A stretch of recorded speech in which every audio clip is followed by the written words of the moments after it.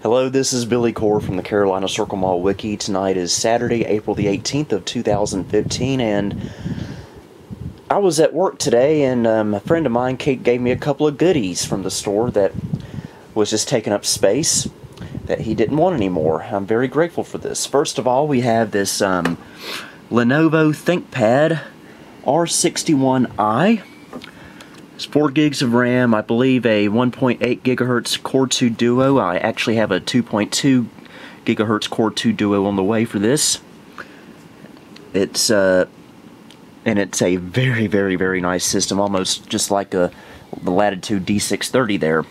And I currently have Windows XP Professional installing on here because it's my laptop. I'll do what I want. And don't worry, it's not my main computer anyway, so XP ain't gonna hurt anything. But that's actually not the coolest part of what I got today. Ladies and gentlemen, I think I may finally own the oldest computer system I have ever owned. This system is probably older than I am. And enough blabbering, let's go ahead and take a look at this so-called old system. This right here is a Tandy 1000 SX personal computer from sometime in the mid to late 1980s. It's got two 5 1/4 inch floppy drives on front, plug for a keyboard and 2 joysticks, as well as a reset button. On the right side, we have a very beefy looking power switch. Flip it around. And we have ACN, which is pretty much your standard kind of plug. A printer plug. A plug for a light pen. I'm not really sure what that's all about. I don't know if that's like a serial port or something.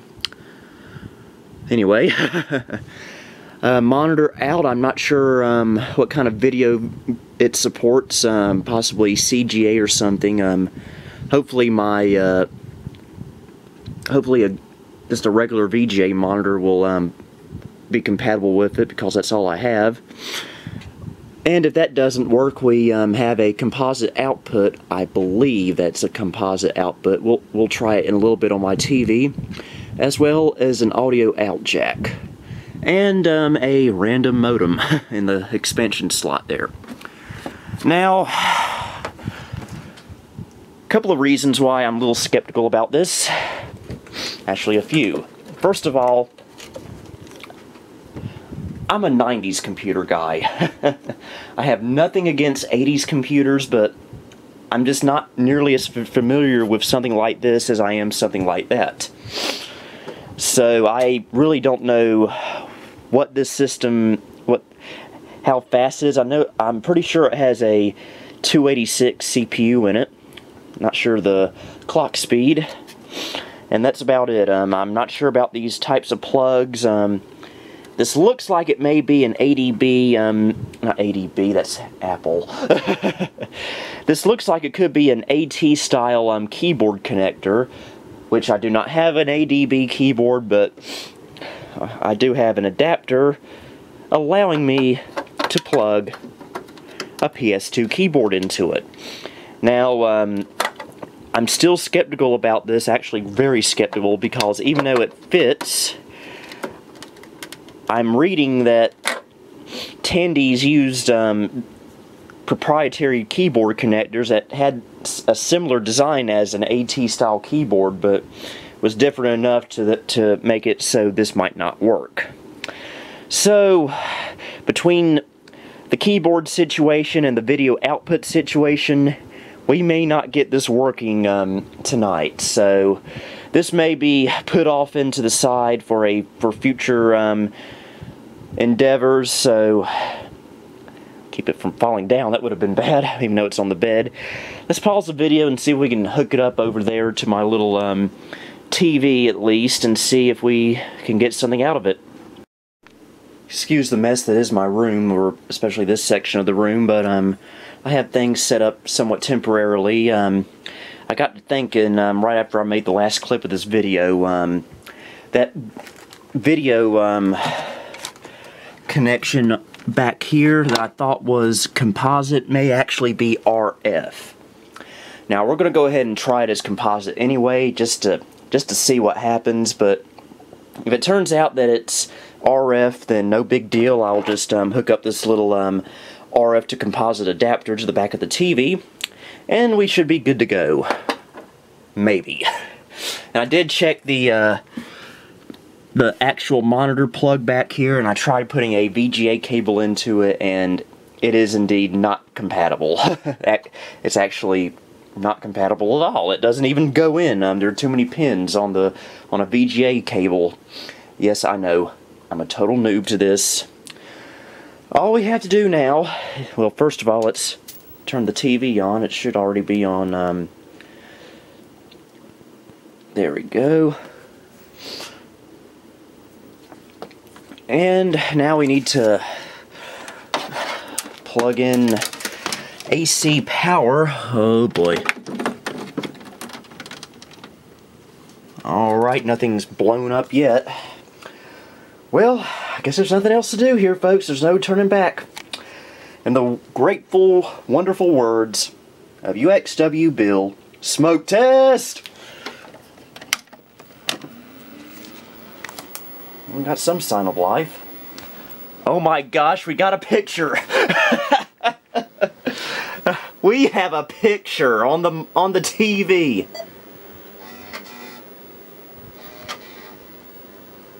Guys, I am so surprised this actually worked the first time.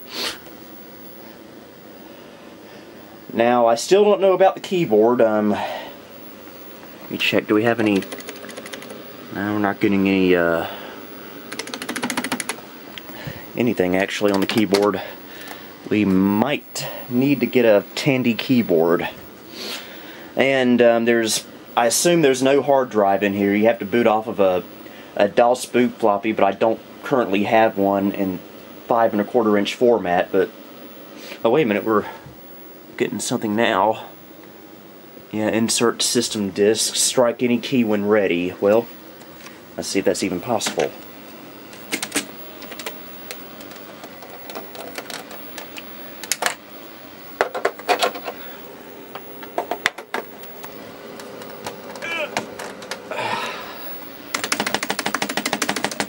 Yeah, looks like I'm going to have to get a Tandy compatible keyboard in order for this to work. You know what, just for grins and giggles, I think I have a random 5 1/4 inch floppy disk lying around here somewhere. I think in this box. Last time I saw it was over here.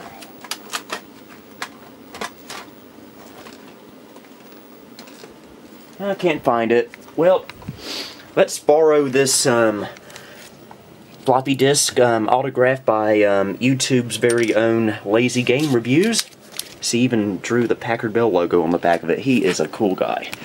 Now, we won't be booting into anything on here. In fact, this disk might not even be compatible, and the drives might not even work. But and I just realized I need a keyboard to tell it to boot. Oh, I am always ahead of the game.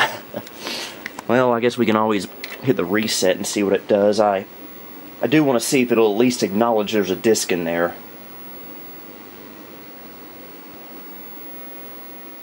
But I just can't believe I'm getting a video output on the TV.